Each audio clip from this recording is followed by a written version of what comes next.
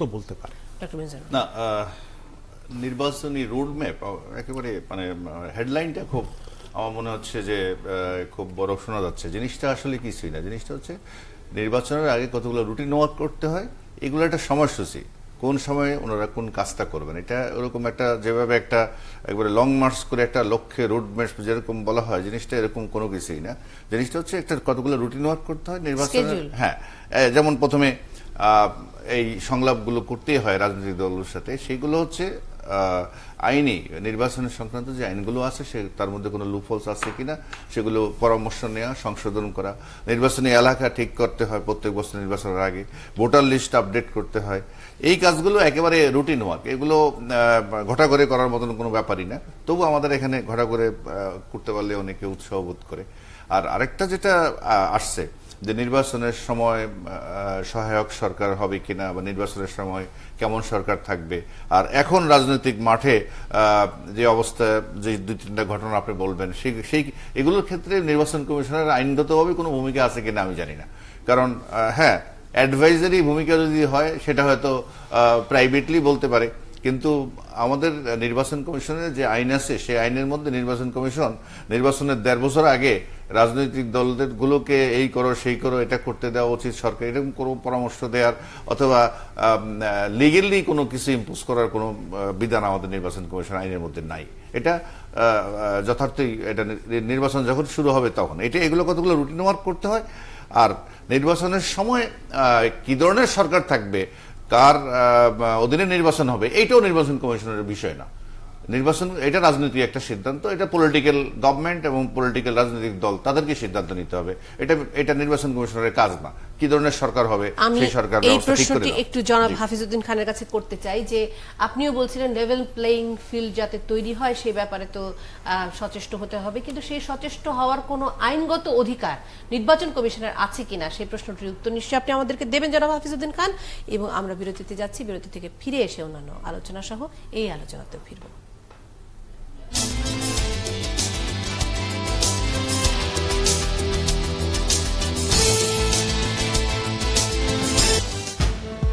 সাত দফা কর্মপরিকল্পনা দিল ইসি, আওয়ামী লীগ বিএনপির ভিন্ন ভিন্ন প্রতিক্রিয়া।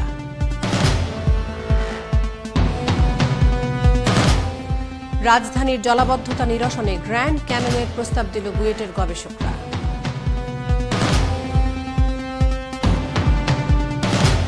পদ্মায় পানি বাড়ায় মধ্যাঞ্চলে বন্যার অবনতি, উত্তরে এবার দেখা দিল নদী ভাঙন।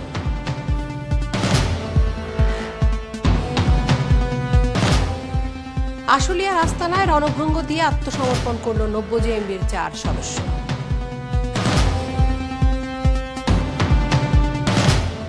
চীনে এক বাড়িতে আগুনে বহু হতাহত, সেনেগালে স্টেডিয়াম দুর্ঘটনায় নিহত 8।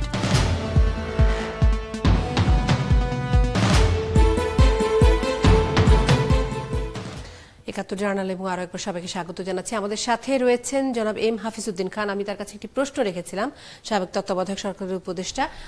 আমি ওনার কাছে একটি প্রশ্ন রেখেছিলাম, প্রশ্নটি ছিল যে নির্বাচন কমিশন কি আইনগতভাবে এই অধিকার রাখে কিনা নির্বাচনের 1.5 বছর আগে আসলে কোনো রাজনৈতিক দল কিভাবে আচরণ করবে বা তাদের প্রতি কি আচরণ করা হবে সে ব্যাপারে কোনো পরামর্শ দেওয়ার।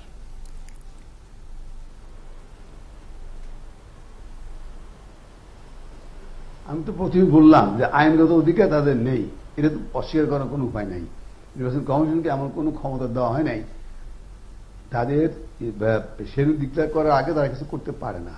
তবে নির্বাচন কমিশন তাদের ইয়ের জন্য, তাদের দক্ষতা এবং তাদের সুনাম বজায় রাখার জন্য এবং দেশের সবার কাছে গ্রহণযোগ্য নির্বাচন যাতে অনুষ্ঠিত হয় সেটার জন্য নির্বাচন কমিশন একটা মরাল একটা পার্সিউশন করতে পারে, সরকারের সঙ্গে আনঅফিসিয়ালি করতে পারে যে এটা ঠিক হচ্ছে না ইত্যাদি। সেই সঙ্গে জনমতের সৃষ্টি করা দরকার যাতে সরকার বাধ্য হয় এই লেভেল প্লেইং ফিল্ড সৃষ্টি করতে, সুযোগ যাতে সব দল সমান সুযোগ পায়, সমানভাবে নির্বাচনী কর্মকাণ্ডে অংশগ্রহণ করতে পারে। শুধু নির্বাচন কমিশন একা পারবে না করতে, সেজন্য বলছিলাম কমিশনের সঙ্গে এই অন্যান্য দলের তাদেরও প্রচেষ্টা থাকতে হবে, জনসাধারণের প্রচেষ্টা থাকতে হবে, সবাই মিলে এই জনমতটি কে সৃষ্টি করবে বলে আপনি পরামর্শ দেবেন? তারা জনমত সৃষ্টি করবে আপনারা আমরা করব, এবং এবং রাজনৈতিক দলগুলো করবে, সবাই মিলে করতে হবে। আর সবচেয়ে বড় কথা হলো সরকার চায় কিনা দেশে গ্রহণযোগ্য নির্বাচন হোক, একটা নিরপেক্ষ নির্বাচন হোক। এই যদি সরকার চায় তাহলে এটা করতে হবে, সরকারকে এগিয়ে আসতে হবে, তাহলে হবে না। এটা এই সহায়তা যদি সরকার না করে, ইলেকশন কমিশনের সহায়তা না করে, তাহলে ওই আগের নির্বাচনের মতনই হবে। ওই 2004 কত শুরু হলো, 14 নির্বাচনের মতই হবে। কোনো প্রশ্ন আছে কিনা কারণ? না, আমার মনে হয় হাফিজুদ্দিন স্যার যেটা বলতে চাচ্ছে, নির্বাচন কমিশন যে এই বিভিন্ন রাজনৈতিক দলের সাথে সংলাপটা করবে, এর মধ্যে দিয়ে তো অনেক কথা বেরিয়ে আসবে, এবং এই বিভিন্ন রাজনৈতিক দল যখন তাদের সাথে পরস্পরের সাথে মত বিনিময় করবে বা কথা বলবে, এর মধ্যে দিয়ে অনেক কথা বেরিয়ে আসবে, কি করা উচিত, রাজনৈতিক দলগুলোর কি করা উচিত, সরকারের কি করা উচিত, এটাই বোধহয় উনি বলতে চাচ্ছেন। আর এর বেশি আমার মনে হয় নির্বাচন কমিশন আর কিছু করার ক্ষমতা নেই। এই যে আয়োজনটা করলো যে আগামী মাসের 31 তারিখ থেকে বিভিন্ন রাজনৈতিক দলের সাথে সংলাপ, তো সংলাপ করতে গেলে বিভিন্ন রাজনৈতিক দলের যে তাদের নিজস্ব বক্তব্য যেটা এটা বলবে, এর মধ্য দিয়ে একটা কনসেনসাস আসার জন্য একটা পরিবেশ হয়তো সৃষ্টি হবে। কিন্তু আইনগতভাবে বা লিগেলি যেটা বললেন যে মোরালি, আমার মনে হয় না এগুলো করতে গেলে আবার অন্য সমস্যা দেখা দিবে, কারণ গভর্নমেন্টের সাথে নির্বাচন কমিশনের খুব মাখামাখি জড়াজড়ি, এইটাও আবার মানুষ পছন্দ করবে না। আমার মনে হয় এই যে উন্মুক্ত একটা আলোচনা বিভিন্ন রাজনৈতিক দলের সাথে আয়োজন করবে, এর মধ্য দিয়ে হয়তো রাজনৈতিক দৃষ্টিভঙ্গিগুলো এবং আসলে একটা কনসেনসাসে যাওয়ার জন্য একটা ওই রাস্তা তৈরি হবে। রোড ম্যাপ আর শব্দটা ইউজ করলাম না, একটা রাস্তা তৈরি হইতে পারে না। এটা সত্য, নির্বাচন কমিশনের কোনো আইনানুগ এখতিয়ার নেই যে সরকারকে নির্বাচনের পরিবেশ সৃষ্টি করার জন্য এত আগে থেকে কিছু বলা। সেই কারণেই কিন্তু নির্বাচনকালীন সহায়ক সরকারের প্রস্তাবটা এসছে। যেটা মূল বিষয় হচ্ছে যে আমাদের দেশের মানে ইনস্টিটিউশনাল ফ্রিডম বা ইনস্টিটিউশনাল ক্যাপাসিটি সেইভাবে বিল্ড আপ হয়নি, যারা সরকারের সঙ্গে একদম একটা আমি মনে করি যে একটা সাংবিধানিক বা পলিটিক্যাল যে কোনো একটা ইয়ে তৈরি করতে পারে, একটা ইস্যু তৈরি করতে পারে। যেমন এটা ব্যক্তিত্বের উপর নির্ভর করে। ভারতের প্রধান নির্বাচনের টিএন সেশনের যে ব্যক্তিত্ব ছিল, সে ব্যক্তিত্ব বলে কিন্তু তিনি এমনও বলেছেন যে না, এই পলিটিক্যাল পার্টিগুলোকে এই ব্যাপারে এরকমভাবে আচরণ করতে হবে, সে কারণে তার নাম হয়েছে। এটা ব্যক্তির উপরে ডিপেন্ড করে। হ্যাঁ, নির্বাচন কমিশনের একটা রেসিডুয়াল পাওয়ার আছে, যে কিন্তু রেসিডুয়াল পাওয়ারটা অ্যাপ্লাই করতে পারে তখনই যখন নির্বাচন কালে, যখন কোনো অনিয়ম বা বড় ধরনের কিছু হয় তখন, তার আগে না। কিন্তু ব্যক্তির উপর নির্ভর করে। যেমন আমি একটা উদাহরণ দিই, যেমন আমেরিকাতে ইনস্টিটিউশনাল ফ্রিডম আছে। এফবিআই প্রধান কিন্তু তিনি যদি দেখেন যে প্রেসিডেন্ট কোনো ধরনের অনিয়ম করছেন বা বিদেশি রাষ্ট্রের সঙ্গে যোগাযোগ করছেন, তিনি কিন্তু নিজেই সিদ্ধান্ত নিতে পারেন তার সহকর্মীতে আলোচনা করে যে আমরা এটা একটা তদন্তের সূচনা করব। ইন্ডিয়াতে সিবিআই চিফ যদি মনে করে যে কোনো মন্ত্রীর বিরুদ্ধে কোনো দুর্নীতির অভিযোগ তাদের হাতে আসে, তাহলে ইন্ডিপেন্ডেন্টলি করতে পারে। আমার কথা হচ্ছে ইলেকশন কমিশন আমাদের বাংলাদেশে এই অবস্থা নেই, তো ব্যক্তির উপর ডিপেন্ড করে। হ্যাঁ, ইলেকশন কমিশন বলতে পারে যে আমরা যেহেতু গ্রহণযোগ্য নির্বাচন কমিশন গ্রহণযোগ্য নির্বাচনের কথা বলে কেন, ওয়াই? এটা তো তার বিষয় না। এটা কি তার বিষয়? সে নির্বাচন পরিচালনা করবে, সে হল কন্ডাক্টর। কিন্তু গ্রহণযোগ্য নির্বাচনের কথা বলবেন, আবার বলবেন যে আগের নির্বাচনগুলোর মতো হবে না। কিন্তু তাহলে আপনি শুধু এই কথাগুলো বলে খালাস পেয়ে গেলে তো হবে না। আপনাকে যেটা সরকারের জন্য মানে বোধোদয়ের জন্য আপনাকে বলতে হবে যে হ্যাঁ দেখুন, আমরা নির্বাচন কমিশন একটা সুষ্ঠু নির্বাচন করতে চাই, আপনারা আমাদেরকে সহযোগিতা করুন, এবং পলিটিক্যাল পার্টিগুলোকে তারা তাদের মতো যেন তৎপরতা চালাতে পারে সেই ব্যাপারে আপনারা ব্যবস্থা করুন। এই কথাটা তো নির্বাচন কমিশন বলতে পারে, আইনানুগ এখতিয়ার নেই। সরকার শুনবে কি শুনবে না সেটা সরকারের বিষয়। হ্যাঁ, নির্বাচন কমিশনের কাছ থেকে কি সেটাই প্রত্যাশা? মানে আমার মনে হয় জনাব হাফিজউদ্দিন খানকে আমরা বিদায় দিতে পারি। অনেক ধন্যবাদ জনাব হাফিজউদ্দিন খান আমাদের সাথে যুক্ত হওয়ার জন্য এবং আমাদেরকে সময় দেওয়ার জন্য। আমি যে প্রসঙ্গটিতে জনাব শওকত মোহাম্মদ যেতেই চাই, হয়তো একটু অনলাইনটি দেখে নিয়ে এই প্রসঙ্গে যাব, আর অনেকটাই আলাপ করতে চাই। সেটি হলো এটি নির্বাচন কমিশনের কাছ থেকে প্রত্যাশা, যেমনটি মির্জা ফখরুল ইসলাম আলমগীর বলেছেন। আমি আশা করবো আমার সহকর্মীরা হয়তো খুঁজে পাবে তার বক্তব্যটি। তিনি বলেছেন যে আমি তো কোনো রোডই দেখলাম না, ম্যাপ আবার কোথায়, মানে রোড ম্যাপ, মানে সেটি আসলে প্রত্যাশাটা কি, মানে কি হলে সেখানে রোড এবং ম্যাপ? মিজান ভাই যে কথাটা বলেছে, যেটা প্রত্যেক নির্বাচন কমিশন নির্বাচনের আগে এই কাজগুলো তাকে করতেই হয়। কেউ মানে ঢাকঢোল পিটিয়ে করে, কেউ নীরবে করে, এবং ঢাকঢোল পিটিয়ে করার জন্য একটা নির্বাচন কমিশনের একটা দায় আছে। যেহেতু নির্বাচন কমিশন সম্পর্কে প্রথমেই বিরোধী দলগুলো বলেছে যে এটা বিতর্কিত নির্বাচন কমিশন এবং নির্বাচন কমিশনের উপর আমাদের আস্থা নেই। প্রথমে যখন নিয়োগ হয় তখন, এখন নির্বাচন কমিশনকে এমনভাবেই কথা বলতে হচ্ছে যে না, আমরা গ্রহণযোগ্য নির্বাচন করতে চাই, একই সঙ্গে আমরা না জনাব স্বাগত, আমি কথাটা শেষ করে নিই, করতে চাই। সেই কারণে তারা রোড ম্যাপ প্রকাশ করেছে। এই রোড ম্যাপ আমরা জানি যে এই রোড ম্যাপ প্রকাশ না করলেও নির্বাচন কমিশনকে এটা বাস্তবায়িত করতে হবে। সেই কারণে বলা হয়েছে এই রোড ম্যাপ বাস্তবায়নের মূল সমস্যা হচ্ছে পলিটিক্যাল। এই পলিটিক্যাল সমস্যাটা যদি সরকার এবং বিরোধী দল মিলে রাজনৈতিক সংকটটাকে দূর করতে না পারে, তাহলে এই নির্বাচন কমিশনের রোড ম্যাপটা এটা অর্থবহ হবে না। না মানে রোড ম্যাপের মধ্যে কি কি দেখার প্রত্যাশা করেছিল বিএনপি, সেটি আমার জানার আগ্রহ। প্রফেসর মিজান কিছু যোগ করবেন? না, আমি রোড ম্যাপ যেটা আমি বলছি, প্রথমত নামটা নিয়ে, এটা হচ্ছে কতগুলো প্রস্তুতিমূলক রুটিন ওয়ার্কের সময়সূচি, এইভাবে নামটা হলে ভালো হতো। এইটার মধ্যে আর কিছু দেখার কোনো প্রত্যাশা থাকাই উচিত না। যা করছেন নির্বাচন কমিশন এইটাই করার কথা এবং এটাই যথার্থ। এখানে অন্য কিছু প্রত্যাশা করার কোনো সুযোগ নেই। আর বিএনপির সাধারণ সম্পাদক সাহেব যেটা বলছেন, এটা হলো সরকারের কাছে বলতে পারেন যে সরকার নির্বাচনকালীন সরকার, সহায়ক সরকার যেগুলো আছে, এটা ইজ গভর্নমেন্ট অ্যাফেয়ার্স। বাট নির্বাচন কমিশনের কাছে এর চেয়ে বেশি প্রত্যাশা করারও কিছু নেই, এর চেয়ে বেশি কিছু ওনারা কিছু করতেও পারবেন না। আমি আসছি এক্ষুনি এই আলাপে, কারণ আমরা একটু বেশি করে আলাপ করতে চাই, কারণ লন্ডন এই মুহূর্তে খুব গুরুত্বপূর্ণ জায়গা। লন্ডনে যেমন বিএনপির শুধুমাত্র বেগম খালেদা জিয়া আছেন বললে বলাটা ভুল হবে, বিএনপির অনেক গুরুত্বপূর্ণ ব্যক্তিরাও এখন লন্ডনে অবস্থান করছেন এবং আমি তো গুরুত্বপূর্ণ না, সকল গুরুত্বপূর্ণ বলিনি আমি, অনেক গুরুত্বপূর্ণ ব্যক্তিরা আছেন এবং আওয়ামী লীগেরও একটি দল আছেন, রাজনীতিবিদদের একটি দল লন্ডনে আছেন। কেন আছেন, কি হচ্ছে সেখানে, সেটি নিয়ে আমরা আলাপ করতে চাই। তবে একটু দেখে আসি অনলাইন নিউজ পোর্টালগুলো। প্রথম আলো আছে আমার হাতে। সম্পর্কের ভিত্তি হবে জনগণ, হর্ষবর্ধন শৃঙ্খলা, অর্থাৎ ভারতের হাই কমিশনার তিনি বলছেন যে সম্পর্কের ভিত্তি হবে জনগণ। কি হবে আমার ভবিষ্যৎ, কোথায় পাবো চাকরি, বেশিরভাগ তরুণ জানে না, সেটি বহুকালকার সমস্যা। কাজ নিয়ে স্বামী স্ত্রীকে প্রধানমন্ত্রীর পরামর্শ। উইম্বলডনের রাজা একজনই, রজার ফেদেরার আরও একবার উইম্বলডন জিতেছেন। এবং বাংলা ট্রিবিউন বলছে কার অধীনে কবে ভোট, আগামী জাতীয় সংসদ নির্বাচন কার অধীনে হবে তা নিয়ে রাজনৈতিক দলগুলোর মধ্যে রয়েছে নানা বিতর্ক। বিএনপি দীর্ঘদিন ধরে সহায়ক সরকারের অধীনে নির্বাচন অনুষ্ঠানের দাবি জানিয়ে আসছে। বিপরীতে ক্ষমতাসীন আওয়ামী লীগ বলছে বর্তমান সরকারি ভোটের সহায়ক ভূমিকা পালন করবে। সেটি তো নিশ্চয়ই আমরা অনেকদিন ধরেই জানি। নির্বাচন কমিশন কর্মকর্তারা বলছেন কোনো সরকারের অধীনে নয়, সংবিধান অনুসারে ভোট হবে ইসির অধীনে। মানে ভোট তো নিশ্চয়ই ইসির অধীনেই হবে, কিন্তু সেই সময় সরকার কে থাকবেন প্রশ্নটি হচ্ছে সেটি, মানে সরকারের অধীনে তো আর নির্বাচন হয় না। সেটা তখন সরকারটা ছোট হয়ে যায়, কমিশনটা বড় হয়ে যায়, সরকারের কাজ সীমিত হয়ে যায়। কখনোই ভোট হয় না, নির্বাচন কমিশনের অধীনেই হয়। সরকার মানে ওটা যদি বলেন যে একেবারে ছোট একটা সরকার, কার্যপরিধি খুব কম থাকবে, তাদের সংখ্যাও কম, তাদের ইয়েটাও কম হয়, ভলিউম অফ ওয়ার্ক বা যেটাকে বলা হয় আর বাকি সব কাজে নির্বাচন কমিশন করবে। হ্যাঁ, মানে সরকার নির্বাচনকালীন সরকার কি হবে সেটি নিয়ে আসলে বিতর্ক। ছোট সরকার আর বড় কমিশন, না এটা তো নির্বাচনকালীন সরকার হিসাবে, সহায়ক সরকার হিসাবে ওবায়দুল কাদের বলেছেন না, তারা তো এই শব্দটা একসেপ্ট করেছেন, একসেপ্ট করে বলেছেন যে শেখ হাসিনার নেতৃত্বেই নির্বাচনকালীন সহায়ক সরকার হবে, এরকম একটা কথা বলেছেন না? আমরা বলেছি সেই নেতৃত্ব নয়, সেই নেতৃত্ব নয়। যাই হোক, সেই প্রসঙ্গে আমি আসছি, এখনই আমি আসছি। শেখ হাসিনার অসম্মানে ক্ষুব্ধ মমতা বন্দ্যোপাধ্যায়, কি ধরনের অসম্মান সেটি একটু দেখা দরকার এবং কেন তিনি ক্ষুব্ধ হলেন সেটিও জানা দরকার।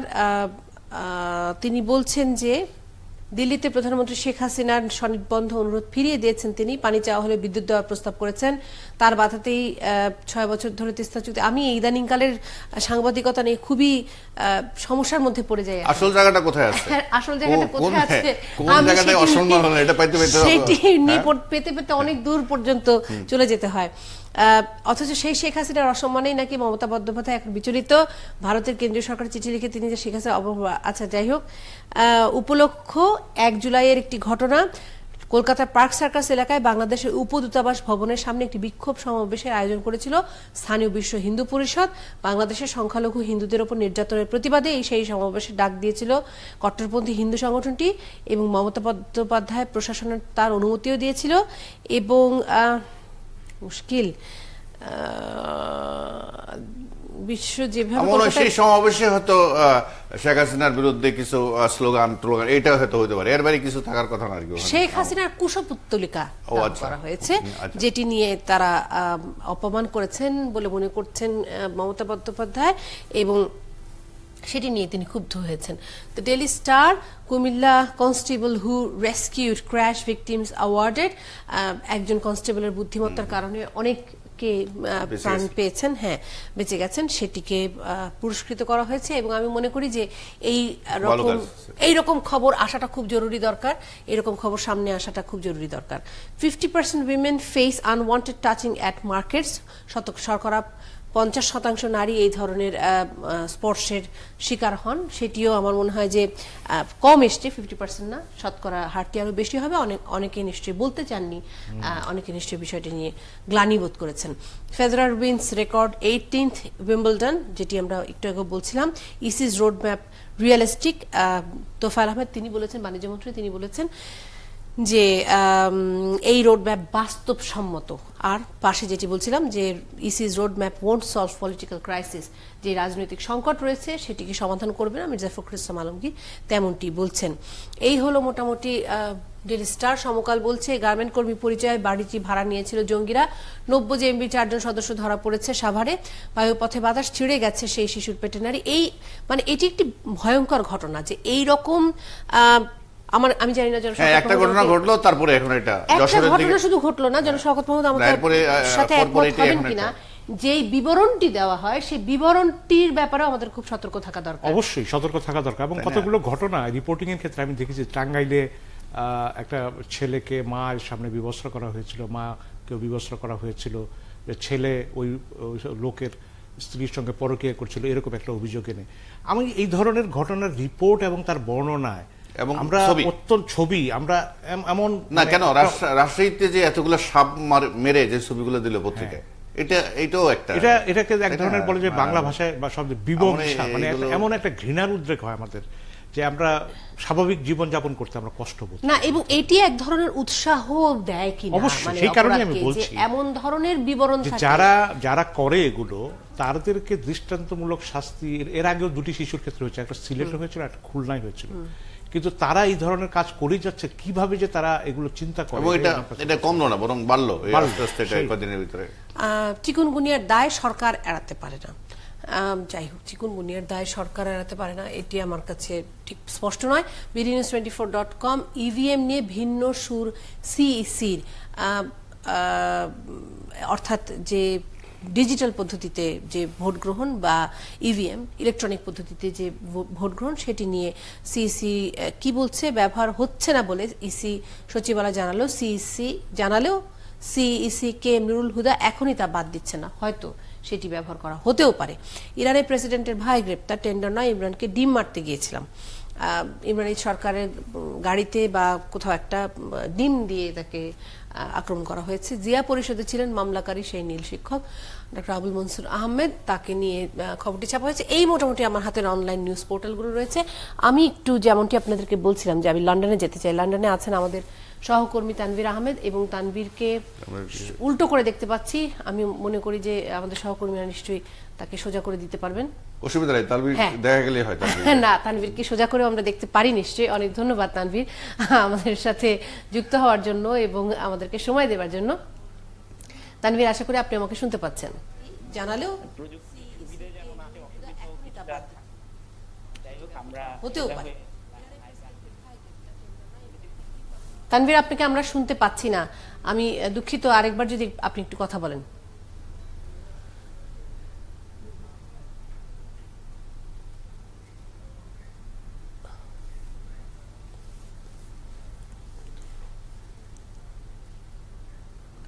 তানভীর, আশা করি আরেকবার আপনি কথা বলে আমাদের কথা আমরা শুনতে পাবো আপনার কথা।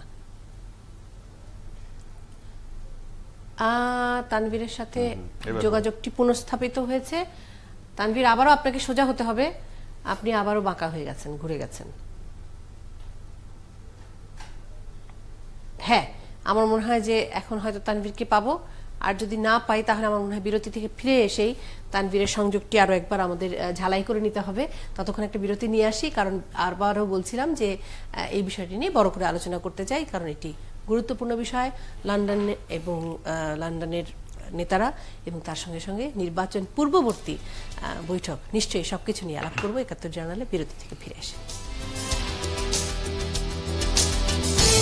৭১ জার্নালে আর একবার সবাইকে স্বাগত জানাচ্ছি। যে প্রসঙ্গে ছিলাম, তানভীর আহমেদকে আশা করছি দেখতে পাবো। হ্যাঁ তানভীর, আপনাকে স্বাগত জানাচ্ছি আরো একবার। একটু চটপট শুনে নিই লন্ডনের খবর তানভীর। সেখানে এখন বেগম খালেদা জিয়া আছেন এবং তার সঙ্গে বিএনপির একটি নেতৃবৃন্দের দল আছে, আমরা যতদূর জানি। অনেকদিন থাকবেন বেগম খালেদা জিয়া। এই সময়ের মধ্যে কি কি ঘটবে বলে বাতাসে খবর, লন্ডনের বাতাসে খবর ভাসছে তানভীর? ধন্যবাদ। বিএনপি চেয়ারপারসন বেগম খালেদা জিয়া লন্ডনে এসে পৌঁছাচ্ছেন।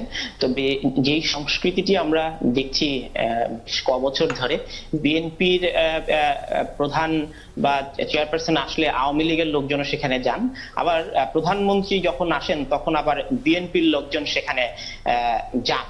তো এই প্রক্রিয়াটি আমরা দেখছি। স্বাভাবিকভাবে উভয় রাজনৈতিক দলের নেতাকর্মীরা বিমানবন্দরে ছিলেন, বিএনপির নেতাকর্মীরা অভ্যর্থনা জানিয়েছেন, আর আওয়ামী লীগের নেতাকর্মীরা সেই লন্ডন আগমনকে একটি কনস্পাইরেসি বলে তারা প্রতিবাদ জানিয়েছেন। এই হচ্ছে বিমানবন্দরের, অর্থাৎ হিথ্রো বিমানবন্দরের সকালবেলার পরিস্থিতি। তারপর বিএনপি চেয়ারপারসন বেগম খালেদা জিয়া তিনি তার পুত্র সিনিয়র ভাইস চেয়ারম্যান তারেক রহমানের নির্দেশে বা তার সাথে চলে গেছেন একটি অজানা জায়গায়। এই জায়গাটির কথা আমরা জানি না, বিভিন্ন ভাবে আমরা জানছি যে এটি একটি ব্যক্তিগত পারিবারিক পরিবেশে তারা সময় কাটাবেন, সে কারণেই এই স্থানটির কথা বলা হচ্ছে না।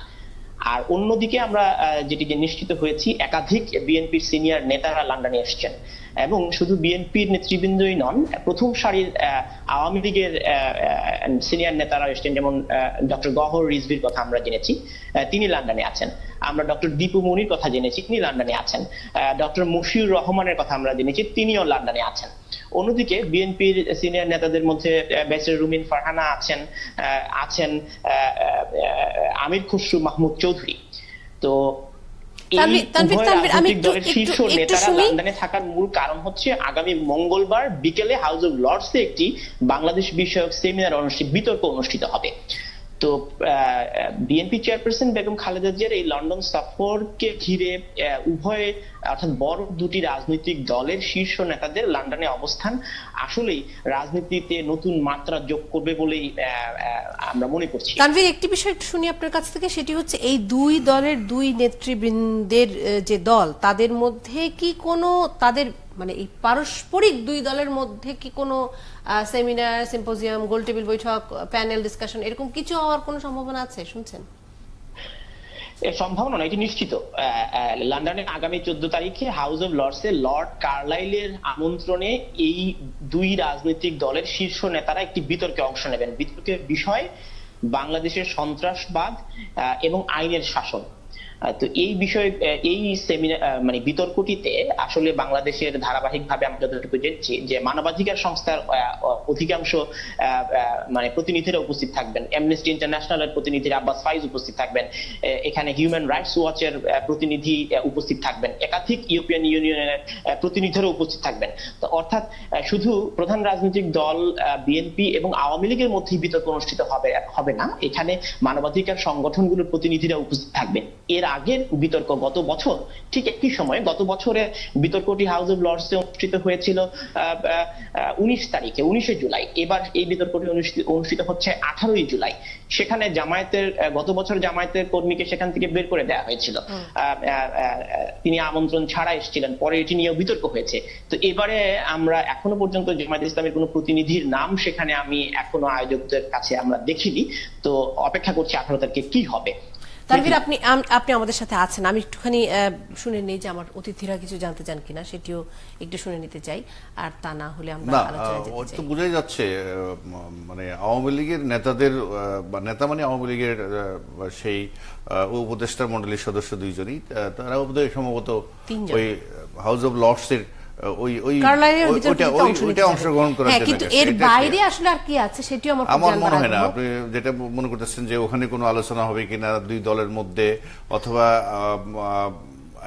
এটা নিয়ে অর্থাৎ দেশের রাজনীতি নিয়ে বিদেশে বসে কোনো সমঝোতা হবে এরকম কোনো সম্ভাবনা অন্তত আমি দেখি না। এটা একটা সেপারেট ঘটনা, তানভীর, এটার সাথে কিছু এটা বলবেন কোনো কিনা? সম্পর্ক আছে বলে আমার মনে হয় না। জি,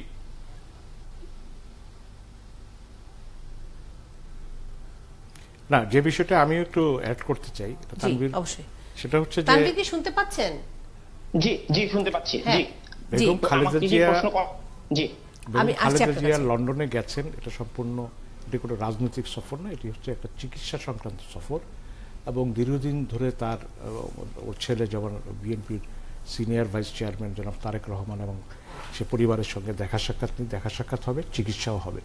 এখানে কোনো রাজনৈতিক বিষয়ের কোনো মানে এটা কোনো রাজনৈতিক সফর না, এবং রাজনৈতিক বিষয় নিয়েও যে বিএনপি বা আওয়ামী লীগ বা বিএনপি ভিতরে কোনো আলোচনার বিষয় না। কারণ বেগম খালেদা জিয়া যাওয়ার আগে এখানে স্থায়ী কমিটির বৈঠক করে গেছেন এবং সেখানে তিনি জনাব তারেক রহমানের সঙ্গে দলের বিভিন্ন বিষয়ে মত বিনিময় করবেন। এটা একান্ত অনানুষ্ঠানিক এবং পারিবারিক পরিবেশের মধ্যে এর মধ্যে আমি কোনো রাজনৈতিক বিষয় কোনো আমি দেখি না।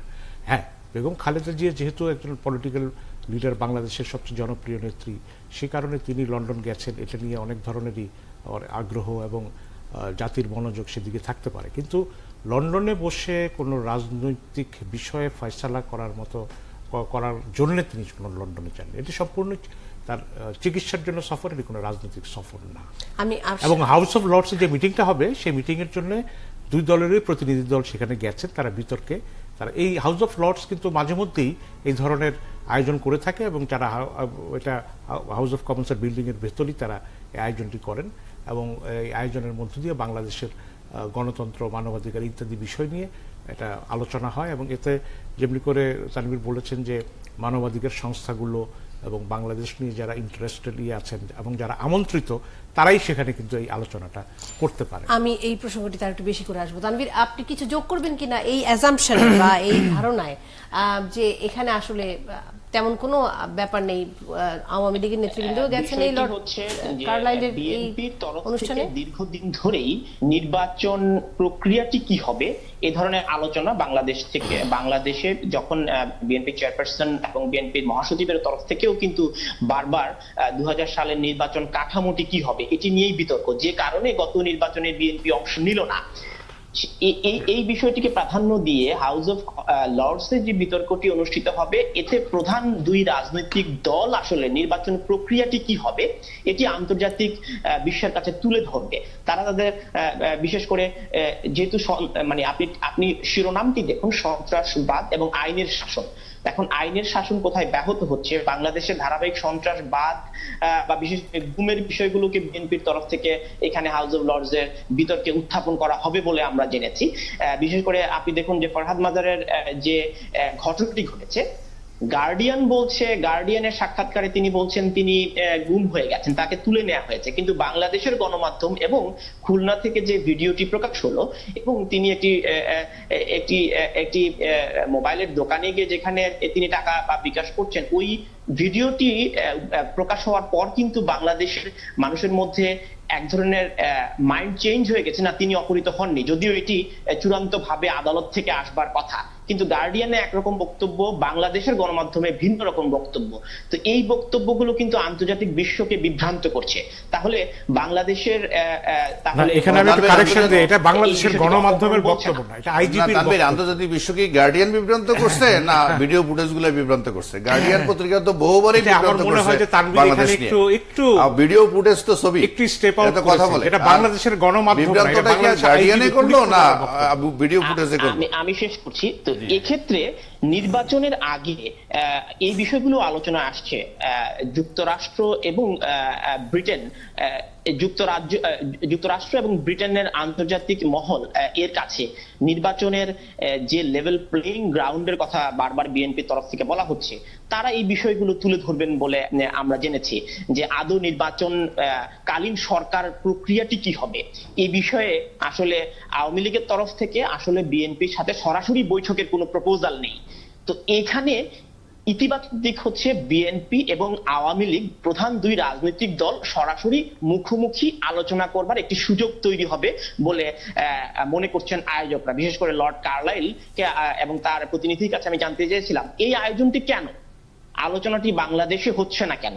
এমনকি আলোচনা রয়েছে উভয় রাজনৈতিক দলের লন্ডনের মতো জায়গায় এসে, না, বিশেষ করে এটি তো হাউস অফ একটি লর্ডসে এটি তো করতে হবে। একটি বহুমাত্রিক আলোচনা। রুটিন ওয়ার্ক বরাবরই তো ওখানে হয়, এটি কিন্তু একটি আমি বহুমাত্রিক এটা 18 তারিখে আলোচনা, এই ঘটনাটা শেষ হয়ে যাবে না দ্বিপাক্ষিক নয়। তানভীর, যেটা বলছিল যে প্রচুর আওয়ামী লীগের নেতা গেছে, বিএনপির নেতা গেছে। আওয়ামী লীগেরটা তো বোঝা গেল যে ওই কেন বলে 18 তারিখের এটা কেন্দ্র করে গেছে, কিন্তু আমার মনে হয় 18 তারিখের পরেও প্রচুর বিএনপির নেতা লন্ডনে যাবে, কারণ সামনে নির্বাচন এবং মনোনয়নের একটা ব্যাপার থাকে। আর সব পুরো বিএনপির মূল কেন্দ্রটাই কিন্তু এখন লন্ডনে মানে এই ব্যাপারে আমার মনে হয় তানভীরের চেয়ারম্যান চেয়ে ভালো এবং বলতে ভাইস- পারবেন যারা হ্যাঁ, শওকত মোহাম্মদ। আমার মনে হয় আরো একটু প্রচুর লোক, বিষয়, আমার আরো মনে হয় একটু শত শত লোক পরিষ্কার যাবে এই বাংলাদেশে- আগামী 2 মাসে, শত শত লোক লন্ডনে যাবে, এটা আমার মনে হয়। এই না, BNP শত শত লোক লন্ডনে যাওয়া এবং বেগম খালেদা জিয়া বিএনপির চেয়ারপারসনের নির্বাচনের আগে এটি তার দলের সিনিয়র ভাইস চেয়ারম্যান তারেক রহমানের সাথে সরাসরি বৈঠক আমরা মনে করি। কেননা বাংলাদেশের ইতিপূর্বের বেশ কিছু টেলিফোন কনভারসেশন মানে প্রকাশ হয়ে গেছে। বিএনপির অনেকেই মনে করছেন যে বাংলাদেশে বিশেষ করে তারেক রহমান যেহেতু একটি দায়িত্বশীল পদে রয়েছে, তার টেলিফোন কনভারসেশন গুলো রেকর্ড হতে পারে এবং এগুলো প্রকাশ হতে পারে। তো দলীয় স্পর্শকাতর বিষয়গুলো চেয়ারপারসন এবং সিনিয়র ভাইস চেয়ারম্যান দুজনে একান্তে বসে কথা বলার সুযোগ তৈরি হবে এবং এটিতে প্রাইভেসি থাকবে। তো এই কারণে বিএনপির সিনিয়র নেতারা লন্ডনে এসে যদি আলোচনা করেন, সেক্ষেত্রে সেই সুযোগটি থাকছে। অনেক ধন্যবাদ তানভীর আপনাকে। আমার তানভীরের বক্তব্যের একটা আমি কারেকশন দিতে চাই, যেটা ফরাদ মজারের ব্যাপারে বলেছেন লন্ডনের গার্ডিয়ানের খবর এবং বাংলাদেশের গণমাধ্যমের খবর। বাংলাদেশের গণমাধ্যমের খবরটি হচ্ছে যে পুলিশ প্রধান তিনি সংবাদ সম্মেলন করে কথাগুলো বলেছেন, সেই খবরটি বাংলাদেশের গণমাধ্যমে ছাপা হয়েছে। গণমাধ্যম নিজের থেকে বলেনি যে বাংলাদেশের ফরাদ মজার অপহরণ হয়েছে। গণমাধ্যমের খবর আর আইজিপির সংবাদ সম্মেলন, এই শব্দ দুটোর মধ্যে পার্থক্য রয়েছে। আমার কথাটি আমি ক্লিয়ার? না, উনিও বলছে যে লন্ডনের গার্ডিয়ানে উনি যেটা বলেছেন, বাংলাদেশের গণমাধ্যমের সাম্প্রতিক খবরে তাদের একটা সংশয় সৃষ্টি হচ্ছে। বাংলাদেশের গণমাধ্যমের খবরটি হচ্ছে আইজিপি সংবাদ সম্মেলন করে দাবি করেছেন যে ফরাদ মজার অপহরণ হননি, অপহরণ নাটক, এই খবরটিই চেপে। এটি কিন্তু কোনো গণমাধ্যম বলে নাই। আমার কথা হচ্ছে যে আমি টেকনিক্যালি বলছি যে গণমাধ্যমের খবর বলে আইজিপির খবর কি গণমাধ্যমের খবর বলা যাবে না। গণমাধ্যমের যদি নিজস্ব অনুসন্ধানে না, গণমাধ্যম, তাহলে মানে বিষয়টি হচ্ছে এরকম স্বাগত যে- ভাই, এক সেকেন্ড। আমার মনে হয় কি আইজিপির এই সংক্ষিপ্ত সাংবাদিক সম্মেলনের বাইরেও কিন্তু প্রচুর মিডিয়াতে বিভিন্ন রকমের অনুসন্ধানী তথ্য কিন্তু ইতিমধ্যে চলে আসছে, যেটা গার্ডিয়ান এই শুধু এই খবরটাই যে গার্ডিয়ানের কন্ট্রাডিক্ট করছে মূল খবরের সাথে অথবা সম্ভাবনা আছে তা না। গার্ডিয়ানের প্রচুর সংবাদই দেখা গেছে মানে বাস্তবতার সাথে মিল থাকে না। এবং না, আমি গার্ডিয়ানের সংবাদ নিয়ে আমার মাথা ব্যথা নেই। আমার একটু কথা হচ্ছে অন্য যে প্রসঙ্গে বাংলাদেশের কথা বলতে চাচ্ছিলাম। গণমাধ্যমের নাম দিয়ে যদি আপনি বলে দেন যে বাংলাদেশের গণমাধ্যম বলেছে ফরাদ মজার অপহরণ, গণমাধ্যম বলেনি, এটা আইজিপি বলেছে। না, আমি একটু জনাব শওকত মাহমুদকে একটি প্রশ্ন করতে চাই, একটা বিরতিও নিতে হবে, আরো একটি প্রসঙ্গ রয়ে গেছে। সেই প্রশ্নটি হলো যে ইলেকশনের 1.5 বছর আগে বেগম খালেদা জিয়া প্রায় 2 মাসের জন্য লন্ডনে গিয়েছেন একটি বিএনপির প্রতিনিধি দলের সঙ্গে।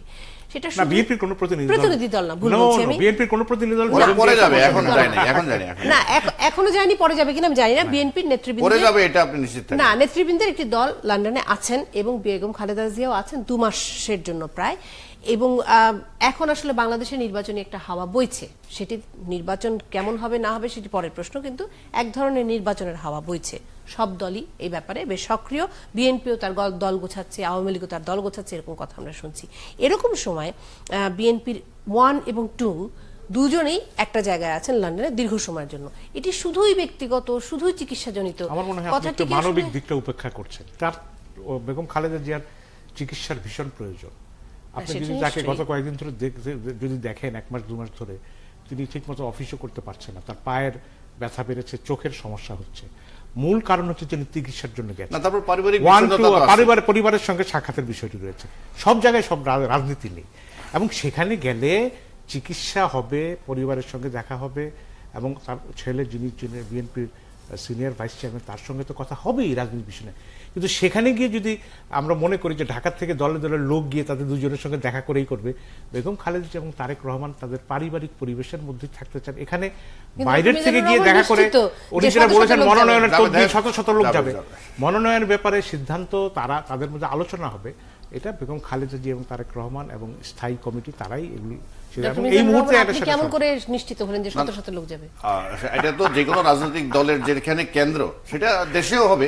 দেশে আওয়ামী লীগ প্রধান বা সাধারণ সম্পাদকের কাছে সারা দেশের লোকেরা আসবে, এই এই এই সময়টাই তো আসার সময়। তো এখন এখানে এসে যখন কাউকে পাবে না, তখন লন্ডনে যেতে হবে, কারণ মূল ডিসিশন তো লন্ডন থেকে হবে, এটা তো সবাই জানে। খরচটা এই একটু জন্য বেড়ে- ওখানেই যাবেই। খরচটা একটু বেড়ে গেল। না, সেটাই। বিরতির পর- নির্বাচনী খরচের মধ্যে এটা পড়বে কিনা আমি জানি না, তবে যাবে। আপনি তাহলে আমার 2 মাস পরে আবার একটা হিসাব আমার এটা থেকে আমরা নিয়ে- আবার আসবো, একটা তালিকা উনি দেবেন যে কারা কারা গেছে। আমরা বিরতির পর আরো একবার আসছি। ঢাকাকে ভেনিস করা সম্ভব সেই বিষয়ে কথা বলব। ৭১ জার্নাল এবং আরো একবার স্বাগত জানাচ্ছি আপনাদের সবাইকে। আমরা একটি ডক্টর খন্দকার সাব্বির আহমেদ তত্ত্বাবধায়ক গ্র্যান্ড ক্যানেল প্রকল্প, তাকে যুক্ত করে নিতে চাই। কেন যুক্ত করে নিতে চাই, আমার মনে হয় যে কথোপকথনে সেটি বেরিয়ে আসলে ভালো হবে। ডক্টর সাব্বির আহমেদ, আপনাকে স্বাগত জানাচ্ছি ৭১ জার্নালে। ঢাকা শহর তো প্রায় জলাবদ্ধ হয়ে যায়, সেখানে নৌকাও চলে, পানিটা খুব ময়লা থাকে, নর্দমার পানি থাকে, এটি একটু সমস্যা। আর সেখানে নৌকা যেগুলো চলে সেগুলো আসলে বাড়ির ভেতরেও যদি চলাচল করতে পারতো তাহলে আরেকটু সুবিধা হতো, কারণ বাড়ির ভেতরেও পানি ঢুকে যায়। এই শহরকে এবং এই জলাবদ্ধতাকে কাজে লাগানো সম্ভব বলে আপনারা বলছেন, সেটি কিভাবে, সেটি একটু যদি আমাদেরকে জানান এবং বোঝান। ডক্টর সাব্বির আহমেদ। আচ্ছা, আমরা যদি ঢাকার যে টোপোগ্রাফি, হিস্টোরিক্যাল যে ম্যাপগুলো আছে ঢাকার, 1954 সনের যদি ম্যাপ ট্যাপগুলো দেখি, তাহলে দেখব ঢাকার মধ্যে দিয়ে এই ক্যানাল সিস্টেমসগুলো, ন্যাচারাল ড্রেনেজ সিস্টেমগুলো ছিল, এবং ওগুলো বিভিন্ন সময় ভরাট হয়ে গেছে বা ডিসইউজে পড়ে গেছে। এবং আপনি যদি হিস্টোরিক্যাল ডকুমেন্টেশন দেখেন এবং মুনতাসির মামুনের লেখা বই ঢাকার ইতিহাস নিয়ে, সেখানে দেখবেন উনি বলছেন যে ঢাকার বড় বড় রাজপথ যেগুলো আমরা দেখছি, এগুলো একসময় ক্যানাল ছিল। তার মানে ওই সময় ক্যানাল ছিল মানুষের মোবিলিটির একটা ব্যবস্থাপনার অংশ। এবং যেটা আমরা মনে করি যে ঢাকার জন্য এই যে ঢাকার যে আদি রূপ, এটাকে ফিরিয়ে ভেনিসের ব্যাপারটা এসছে, কথাটা এসছে রূপক অর্থে বা একটা উদাহরণ হিসাবে, যেহেতু একটা জলজান্ত শহর পৃথিবীতে আছে, শুধু ভেনিস না, আরও শহর আছে, ব্রুজ আছে বেলজিয়ামে, এরকম আরও শহর আছে, চায়নাতেও আছে, যেখানে ওয়াটারওয়ে একটা পার্ট অফ সিস্টেম। তো ওই অর্থে এসছে। আমরা ঢাকাকে ঢাকাই বানাতে চাই, ভেনিস না। ভেনিস একটা উদাহরণ হিসেবে এসছে। ঢাকার একটা নিজস্বতা থাকবে, সেখানে পানি, রাস্তাঘাট, গাছপালা নিয়েই একটা নিজস্ব একটা অ্যাস্থেটিক এনভায়রনমেন্ট তৈরি হবে। আমরা কিভাবে এটা দেখেছি, সেটা যে বললাম যে ঢাকার যে টোপোগ্রাফি, ঢাকার যে ল্যান্ডফর্ম, না, সেক্ষেত্রে ওই এলাকার বাড়িগুলো কি হবে? তাহলে তো এগুলোকে আবার নতুন করে নির্মাণ করতে হবে। না, আমরা যেটা দেখেছি, আমরা স্যাটেলাইট ইমেজিং দেখে, পুরনো রেকর্ড দেখে, যে এই এবং ফিল্ড ইনভেস্টিগেশন করে, যে আমরা যেই 30 কিলোমিটারের কথা বলছি অ্যাপ্রক্সিমেটলি, এই 30 কিলোমিটার লেংথের অনলি 8% হচ্ছে কালভার্ট দিয়ে ঢাকা, আর বাদ বাকি জায়গাগুলো কিন্তু কোনো বিল্ডিং স্ট্রাকচার নেই। অনেকাংশে লেক আছে বা ক্যানাল আছে, কোথাও শুকিয়ে গেছে এমন ক্যানাল আছে, কোথাও হয়তোবা রাস্তা তৈরি করা হয়েছে, এই কিন্তু এখানে কোনো মেজর কনস্ট্রাকশন এটার উপরে হয়ে গেছে এমন সিচুয়েশন না। তার মানে এই জন্য আমরা বলছি এটা ভায়াবল, এটা প্র্যাকটিক্যাল। সাব্বির আহমেদ, আমাদের দেশে আসলে যে কোনো একটি প্রকল্প বাস্তবায়নের যেটি সবচেয়ে গুরুত্বপূর্ণ দিক থাকে, আপনি যেটি বলছেন যে এখানে অনেক আগে থেকে অনেক খাল ছিল, যে খালগুলো বহমান, এবং সেই খালগুলোকে মোটামুটি যদি সচল রাখা যায় তাহলেই এইটি সম্ভব। কিন্তু খাল তো নাকি বেশিরভাগই দখলে চলে গেছে, সেক্ষেত্রে খালগুলোকে কি পুনরুদ্ধার করার কোনো ব্যাপার আছে কিনা? হ্যাঁ, এটা আমরা তো একটা টেকনিক্যাল অ্যাসপেক্ট বললাম যে এটা কিভাবে করা সম্ভব এবং আদৌ এটা ফিজিবল কিনা। এটার একটা লিগ্যাল অ্যাসপেক্ট থাকতে পারে, এটা একটা ফাইন্যান্সিয়াল অ্যাডমিনিস্ট্রেটিভ অ্যাসপেক্ট থাকবে, সেটা একটা এক্সারসাইজ। কিন্তু ওগুলা তো আমরা যেটা বলতে যাচ্ছি যে আমরা যে শহরকে বলি, শহর কিন্তু একটা ন্যাচারাল পরিবেশ না, শহর হচ্ছে ম্যানমেড ল্যান্ডস্কেপ। তার মানে মানুষ একটা একটি ইট গেথে এই শহরটাকে তৈরি করেছে। এটার যে প্রবলেম সৃষ্টি হয়েছে, ইট ইজ অল ম্যানমেড। তো আমরা যেটা করেছি সেটাকে আমরা আন্ডুও করতে পারি।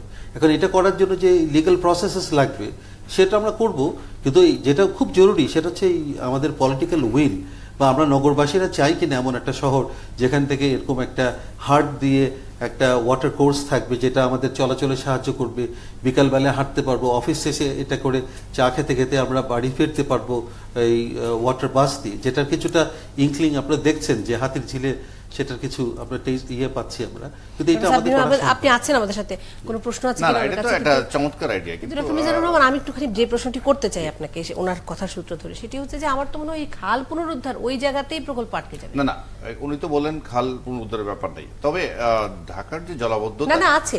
উনি বলছেন না, সেটি একটি কিছু কিছু জায়গায় করতে হবে। বাস্তবায়নের জায়গা। সেটা করা সম্ভব, সরকার সবই করতে পারে, কিন্তু সমস্যাটা জলাবদ্ধতা, সমস্যাটার সমাধান হবে না এ দিয়ে। সাময়িক কিছুটা হয়তো রিলিফ হবে, কারণ আজকে মস্কো শহরে গত 14 ঘন্টায় মাত্র 29 মিলিমিটার বৃষ্টি হতে পুরো মস্কো শহর পানির নিচে জলাবদ্ধতা আজকে এই মুহূর্তে। এটা আমাদের এখানে গত জলাবদ্ধতার আগের দিন এক রাত্রি আর মোট 18 ঘন্টায় বৃষ্টি হচ্ছে 133 মিলিলিটার। ঢাকা শহরের সবগুলো রাস্তাকে যদি ড্রেন করা হয় তাইলেও সাথে সাথে পানি যাবে না। না, কিন্তু সাথে সাথে পানি যাবে যাওয়াটা না, তো গেছে তো, পানি তো এখন নাই। ডক্টর মিজানুর রহমান, জি। সাথে সাথে পানি যাওয়াটা তো আসলে বিষয় না, বিষয়টি হচ্ছে জলাবদ্ধতা। জলাবদ্ধ মানে থাকবে। কতক্ষণ জলাবদ্ধ থাকবে নিউ ইয়র্ক সেটা শহরও হচ্ছে জলাবদ্ধ থাকে। সেটা কতক্ষণ থাকে? এই দিনের পর দিন যখন বরফ পড়ে 5 দিন 7 দিন মানুষ বাড়ি থেকে বের হয় না, বরফে ঢাকা থাকে। আপনি গরিব মানুষ, আপনার পানি পড়ে, ওদের বরফ পড়ে, এটা নিয়ে অস্থির হওয়ার কিছু নাই, অধৈর্য হওয়ার কিছু নাই।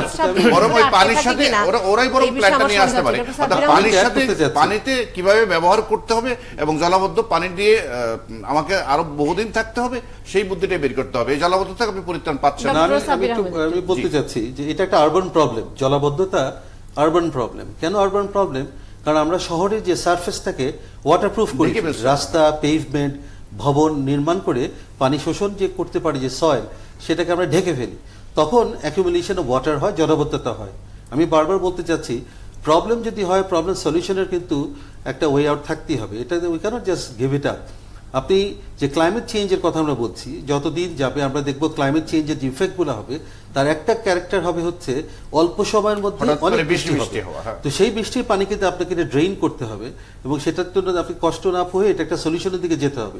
100% যদি সলভ না করতে পারে, 80% করবো, 80 না হলে 50 করবো, কিন্তু এটা তো অ্যাড্রেস করতেই হবে। না, কিন্তু যেটি ডক্টর মিজানুর রহমান বলছে যে জলাবদ্ধতার তাতে কোনো উপকার হবে না, বিষয়টা না, কি সেরকম? আমি বলছি যে না। টেম্পোরারি রিলিফের জন্য কিছুটা একটা খাল তো 30 কিলোমিটার, কিন্তু ঢাকা শহর তো ওনারা যে দিক দিয়ে দেখালেন একটা পথ দেখালেন, আমরা কিন্তু এরকম আরো অনেক করতে হবে। আপনি না, করতে হবে, খাল এগুলো আরো কি করতে করবেন? হবে, কিন্তু আমরা হ্যাঁ। যেটা দেখাচ্ছি north of Dhaka city, Turag থেকে শুরু করে আপনার এই যে বুড়িগঙ্গা পর্যন্ত যে কানেকশন, এবং ঢাকা শহরের বুকের উপর থেকে যদি একটা ক্যানাল সিস্টেম যায়, তাহলে ক্যানাল সিস্টেমের আশেপাশে যে ভূমিগুলো আছে, নিচু জায়গাগুলো আছে, সেগুলো সব ড্রেইন করবে তো ওই ক্যানালটাই। না না, আমি যেটা বলছি যে এই পানির সাথে আমাদের থাকতে হবে, কোনো উপায় হ্যাঁ, নেই। নিশ্চয়ই। এটার জন্য আপনাকে এই ম্যানেজমেন্টটা আমি বললাম তো, পৃথিবীর কোন শহরে 133 মিলিলিটার পানি যদি বৃষ্টি যদি হয় 24 ঘন্টায়, পৃথিবীর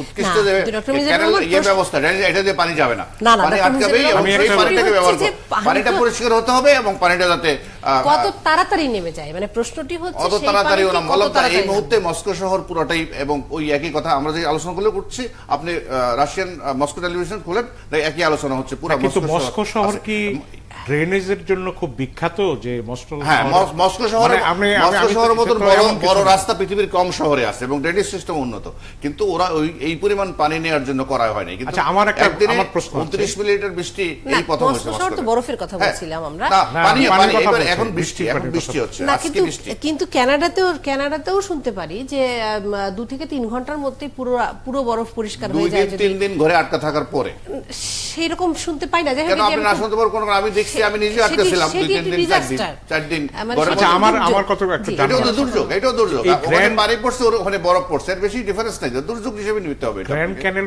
প্রজেক্ট, আমি আসছি আপনার কথা। জি, জানাব সকল। মানে আমি ওনার পরিচয়টা আসলে একটু ভালো করে নিতে চাই, এমন জি। প্রকল্প সম্পর্কে উনি- জানতে চাই। উনি প্রকৌশল গ্র্যান্ড বিশ্ববিদ্যালয়ের ক্যানেল খুব প্রকল্পটা কি এটা brilliant গভর্নমেন্টের কোনো একজন professor। প্রকল্প? একটু শুনবো। এটা কি গভর্নমেন্ট প্রকল্প না বেসরকারি ভাবে একটা চিন্তা ভাবনা করা হচ্ছে? আমি ওনার কাছ থেকে শুনি। ডক্টর সাব্বির আহমেদ, আপনি যদি একটু ওনার এটা একটা আমাদের একটা একাডেমিক প্রজেক্ট, আচ্ছা। যেটা আমাদের একজন রিসার্চ স্টুডেন্টের সাথে আমরা যৌথভাবে টিচাররা মিলে আমরা কাজ করি। কিন্তু আমরা যখন কাজ করি তখন রিয়েল সিচুয়েশনটাকে, বাস্তব এটি বুয়েটের একটি প্রকল্প, তাই তো? এবং এটি বুয়েটের এরকম যেমন ধরেন আমরা হাতির ঝিল প্রকল্প, এটাও কিন্তু একটা একাডেমিক প্রজেক্ট Student-রাই করছিল। এবং সেখান থেকে সরকার এটাকে রিয়েল প্রজেক্টে নিয়ে গেছে। মানে কাউকে তো বেসিক কনসেপচুয়াল বা রূপকল্পটা তৈরি করতে হবে, ধারণ করতে হবে, তারপর এটাকে ডিটেল আউট করা, ইমপ্লিমেন্টেশন করা যেতে হবে। তা আমরা ওরকম ভাবেই এই গ্র্যান্ড ক্যানালের প্রস্তাব দিচ্ছি যে এটা ইজ ডুয়েবল, এটা প্র্যাকটিক্যাল এবং এটার যে প্রসপেক্ট কি আছে টেকনিক্যালি আমরা দেখাচ্ছি, তারপর এটা পরের অধ্যায়ে যদি বুয়েটের সরকার রাষ্ট্র চায় স্থাপত্য তাহলে বিভাগ- করবে। এটা কিন্তু কাজ আমি করছে। আপনাদের এই কনসেপ্টের সঙ্গে আমি একমত, কারণ আমরা আমাদের শৈশবটা পুরন ঢাকায় আমরা ধোলাই খাল বা এই ক্যানেল সিস্টেমের সঙ্গে কিন্তু আমরা বড় হয়েছি, আমরা দেখেছি। তখন হয়তো ওইভাবে চিন্তা করা হয়নি, মানুষ তো ছিল না যে নৌকা করে এখান থেকে ওখানে যাব। যেমন ঢাকা শহরে ট্রাফিক জ্যামের কথা চিন্তা করি, কিন্তু আপনি আশুলিয়া থেকে বা হাজারীবাগ থেকে যদি আপনি পুরনো ঢাকায় আসতে চান, আপনি নৌপথে এলে কিন্তু আপনার সময় বাঁচবে, পয়সাও অনেক সাশ্রয় হবে, কিন্তু আমরা সেটা কাল্টিভেট করি না। আসলে রোডের উপর আমাদের গুরুত্বটা অনেক বেশি হয়ে গেছে। যেমন ধোলাইখাল ভরাট হওয়াতে এবং ঢাকার আশেপাশে সবচেয়ে বড় সমস্যা হলো যে এই ভূমি, আমি দস্যুই বলি, ভূমিদস্যুরা ঢাকার আশেপাশে যে তাদের যেই একটা সাম্রাজ্য গড়ে তুলেছে, একটা ভূ সাম্রাজ্য গড়ে তুলেছে, এবং যেখানে পারে সেখানে মাটি জলাভূমি ভরাট করে তারা ইচ্ছে মতো সিটি বানাচ্ছে। এই যে আমরা ক্যানেল সিস্টেমের কথা বলছি, যেটা নদী দিয়ে যাবে, এই পানিগুলো সরানো কিন্তু এটা একটা বড় রাজনৈতিক একটা চ্যালেঞ্জের মধ্যে পড়ে যাবে। কারণ আমি কনসেপ্টের সঙ্গে একমত, আমি মনে করি এটা ড্রেনেজ সিস্টেম হবে। মানে আর ডক্টর যখন বক্স কালভার্ট আমরা করলাম, যখন এই ক্যানেলগুলো ভরে ফেললাম, আমাদের কি তখন সেই প্রজ্ঞা ছিল না? কেউ কিন্তু তখন আমরা প্রতিবাদ করিনি যে আসলে বক্স কালভার্ট করে এই পানিগুলো সরানো সম্ভব কিনা। আমরা রাস্তা করেছি, হ্যাঁ রাস্তার প্রয়োজন ছিল, কিন্তু তখন কিন্তু কেউ টু শব্দটি করেনি। যে তো শত শত হাজার হাজার কোটি টাকা খরচ করে আমরা এই মানে এই প্রকল্পটা তৈরি করেছি। সেগুলো নিয়ে আবার অনেক এবং কথা খালগুলো হয়েছে। উনি যেটা বলেছেন যে অনলি 8%-এর উপর আপনার স্থাপনা কাঠামো হয়েছে, আছে। বাকি 92% কিন্তু এখনো মানে আমরা ইউটিলাইজ করছি না। খালগুলো জমে আছে, কেটে ইয়ে করা যায়, অনেক কিছু করা সম্ভব হয়, কিন্তু সেগুলো আমরা করছি। তারপরে আবর্জনা ফেলে, তারপর মিলের কারখানার বর্জ্য ফেলছে, সেগুলো সব মিলে কিন্তু ইট ইজ ডুয়েবল। আজকে একটি সভায় এই সকল দায়িত্ব সিটি কর্পোরেশন হাতে ন্যস্ত করার একটা সিদ্ধান্ত, মোটামুটি একটি সিদ্ধান্ত হয়েছে এবং হয়তো সেটি কিছুদিনের মধ্যেই আসবে, যে সিটি কর্পোরেশনই খাল পুনরুদ্ধারের দায়িত্ব পালন করবে এবং সিটি কর্পোরেশন বিভিন্ন বিষয়ের যে সমন্বয় সেটি করার না, জন্য এটা সিটি তো কর্পোরেশনকে এককভাবে দায়িত্ব দেওয়া তানভীর, হবে। ওরা আমি একটা ভালো এই প্রশ্ন- প্রকল্প দিচ্ছে, সেটাও ঠিক এই আছে। প্রসঙ্গের আর বাইরে একটু সিটি যেতে চাইছি। কর্পোরেশন, আমি বলি সিটি কর্পোরেশন সব কাজ করতে পারবে না। এই যে সংকটটা, এটা দূরীকরণের জন্য আসলে আমরা যদি নাগরিকরা, এমন কোন জিনিস আছে যেটা আমরা ফেলছি না, কিন্তু ড্রেইনে, ডক্টর মিজানুর রহমান, পৃথিবীর আপনি- কোন শহরে বলতে চাই এখানে। এইভাবে জি। এইভাবে আমি পুরা একটু অ্যাড করতে চাচ্ছি, জি। সরি রিজেক্ট করলাম। মানে এটা যে ডাইমেনশনস গুলো যেটা আমরা উন্মোচন করেছি বাট আমরা স্টাডিতে পেয়েছি, এটা এই ব্যাপারটা একটু জানানো দরকার। প্রথম কথা হচ্ছে আমরা বলছি যে আরবান মোবিলিটি, চলাচলের জন্য ওটা ব্যবহার করা যেতে পারে। আমরা বলছি এটা গ্রাউন্ড ওয়াটার রিচার্জের জন্য কাজে লাগবে, কারণ আপনি জানেন যে আমরা গ্রাউন্ড ওয়াটার এক্সট্র্যাক্ট করে ফেলাতে ভূমিকম্পর যে ভালনারেবিলিটি বেড়ে যাচ্ছে শহরের, সেটাকে আমরা কাউন্টার ব্যালেন্স করতে পারি। আমরা ফায়ার ইভেন্টে এখান থেকে পানি ব্যবহার করতে পারবো, কারণ এটা থ্রু আউট দ্য সিটি থাকছে। আমরা যদি কোনো ডিজাস্টার হয়, যদি রাস্তাঘাট আমাদের যদি ভেঙে পড়ে, বিল্ডিং ভেঙে ডিসরাপশন হয়, আমরা কিন্তু ওয়াটার কোর্স দিয়ে রিলিফ বা লোকদেরকে সরিয়ে নেওয়া ইত্যাদি করতে পারবো। আমরা মানুষের চিত্ত বিনোদনের জন্য একটা বেড়াবার জায়গা হিসেবে পাবো। আমরা এখানে মোবিলিটির কথা তো বললাম, এই যে এতগুলো ডাইমেনশন, না, ক্লাইমেট এক চেঞ্জের সেকেন্ড তানভীর ভাই, এতগুলো ডাইমেনশন যদি আমরা চিন্তা করি, সাব্বির। তাহলে দেখবো যে এটা করাটা খুবই সাবির, আমি যেটা জানতে চাই, এটা তো ফ্লো থাকতে হবে পানির। হ্যাঁ। এক নদীতে সমস্যাটা যেটা দেখা দেয় আমাদের শীতকালে আসলে বুড়িগঙ্গা নদীর পানি, যেহেতু জগন্নাথ বিশ্ববিদ্যালয়ে থাকি আমি জানি, বুড়িগঙ্গা নদীর পানির যে অবস্থা হয়, এটা যদি আবার শহরের মাঝখান দিয়ে ফ্লো হয়, শহরে ওই ডাউন ইস্যু আছে। হ্যাঁ, এইটা আগে এই সমস্ত এই যে বর্জ্য ব্যবস্থাপনা এবং ওই নদীগুলো যদি আপনি শোধন না করে ওই বুড়িগঙ্গার পানি বা তুরাগের পানি যদি শহরের মাঝখান দিয়ে যায়, এই শহর একবারে দ্রুত বসবাসের অযোগ্য আরো হয়ে যাবে। ডক্টর সাবির সেটা আগে পানি, আপনাকে- ওই পানি, নদীর পানিগুলো যদি ভালো হয়, তাহলে ফ্লো যেটা আসবে সেই পানি যদি মোটামুটি একটা লেভেল হয়, তাইলে এটা হবে। আর যদি ওই বুড়িগঙ্গার এই পচা পানি আর তুরাগের পানি যাওয়া শুরু করে, তখন তো আর- সেটিকেও ঠিক করা হবে। তাই না? নদীগুলাকে, অর্থাৎ হ্যাঁ, আমাদের এটাও ঠিক চারপাশের করবো। নদীগুলাকে আগে ডক্টর ঠিক মিজানুর করতে রহমান, হবে। আমি একটু এই আলোচনা শেষ করতে চাই, আমার সময় নেই। ডক্টর সাবির আহমেদ, অনেক ধন্যবাদ আপনাকে, কিন্তু একটি কথা আমি না বলেই পারছি না, যে আমরা এখন যে কোনো একটি দুর্যোগে বড় বড় অনেক শহরের নাম শুনি, এই শহরে ওটা হয়, ওই শহরে ওটা হয়, কিন্তু ডক্টর মিজানুর রহমান, আমি সত্যি আমি একটা জানতে কারেকশন চাই। দিই, যেটা আপনার ধারণা না, আমি একটু শেষ দুই করি। ঘন্টার মধ্যে কানাডাতে বরফ না, যায় আমি না, একটু শেষ করতে 2 চাই। দিন 4 দিন 5 দিন মানুষ আটকা আমার থাকে, প্রসঙ্গটি স্কুল একটু- কলেজ বন্ধ থাকে। আমার প্রসঙ্গটি একটু শেষ করতে চাই, যে আমরা কালশির মতন জায়গায় দেখেছি যে 2 মাস ধরে মানুষ পানিবন্দী থাকে। ডিএনডি বাঁধে 1.5 মাস 2 মাস ধরে পানিবন্দী কারণ ওখানে তো পানিবন্দী থাকবেই, কারণ না, ওখানে সেটি তো ডিএনডি মানুষ থাকার বাঁধের কথা কথা, ছিল না। যেটি তার মানে অদূরদর্শিতা আছে আমাদের। ওখানে তো ওটা তার মানে BNB আমাদের বাদ তো এটা কোনো পরিকল্পনার residential অদূরদর্শিতা। purpose এটা করা করাই হয়নি। হয়েছিল মাছ চাষ করার এটা জন্য। মানে ভেজিটেবল সাপ্লাইয়ের জন্য মাছ করা এবং- হতো। হ্যাঁ। তাহলে সেখানে মানুষ বসবাস করছে কেন? বসবাস, সেই সেটা প্রশ্নটি তো- উত্তর দিতে হবে আছে, আমাদেরকে। জি। যাই হোক, আমাদের সাথে যে এসএমএস গুলো যুক্ত হয়েছে সেগুলো একটু খুব দ্রুত দেখে নিতে চাই। আমরা অনেকদিন ধরে পড়তে পারছি না, আমি জানি না পড়তে পারবো কিনা। সিঙ্গাপুরের মতো বৃষ্টি বাংলাদেশে হয় না, দীর্ঘ 9 বছরে দেখেছি মাত্র একবার সিঙ্গাপুরে জলাবদ্ধতা, তাও মাত্র একটা এলাকা। সিঙ্গাপুর অতিবৃষ্টির দেশ, তারা পারে, আমরা পারি না, কারণ অনিয়ম ও অপরিকল্পিত নগরায়ণ হচ্ছে প্রতিদিন। মোহাম্মদ রুমান হোসেন এটি বলছেন। পরেরটি রুমান হোসেনের, সেটি পড়ছি না আর। নাদিম খান বলছেন যে এই গভর্নমেন্টের ইলেকশন হবে কিনা ফেয়ার, সেটি নিয়ে প্রশ্ন করেছেন। এবং আরও লিখেছেন আতিকুর রহমান, বিএনপির চেয়ারপারসন উপদেষ্টা হয়ে নিরপেক্ষ নির্বাচনের কথা বলছেন শওকত মাহমুদ, তিনি সেটি নিয়ে চিন্তিত। যাই মানে হোক, এটা আমি বুঝলাম না, ওনার প্রশ্নটা আমি বুঝতে পারলাম না। না, না, না, কোনো relax প্রশ্ন type করেন না, মতামত এই যে যে কোনো মতামত করতেই পারেন যে কেউ একটা। আর একটু নিচে আসতে চাই, অনেকগুলো একই ধরনের মতামত। আরো নিচে মোহাম্মদ কামালের হৃদয় মজুমদার, শেখ হাসিনা সরকার বারবার দরকার। আরো নিচে একরামুল হক, বাংলাদেশ কমিশনের সঙ্গে নিরপেক্ষ নির্বাচন সম্ভব নয়, নির্বাচন কমিশনকে নির্বাচনকালীনের জন্য সেনাবাহিনী সব ধরনের ক্ষমতা প্রদান করা হয়, অর্থাৎ সরকারের অনুমতি ছাড়া 3 মাসের জন্য নির্বাচন কমিশন বিষয়ক যে কোনো সিদ্ধান্ত নিতে পারবে। এটি তার মতামত। মোটামুটি হচ্ছে এই। আজকে আর পড়বার মতন সময় বা অবস্থা নেই। অনেক ধন্যবাদ ডক্টর মিজানুর রহমান, অনেক ধন্যবাদ জনাব শওকত মাহমুদ, অনেক ধন্যবাদ দর্শক আপনাদেরকেও। আপনারা আছেন আমাদের সঙ্গে, থাকবেন আমাদের সঙ্গে 71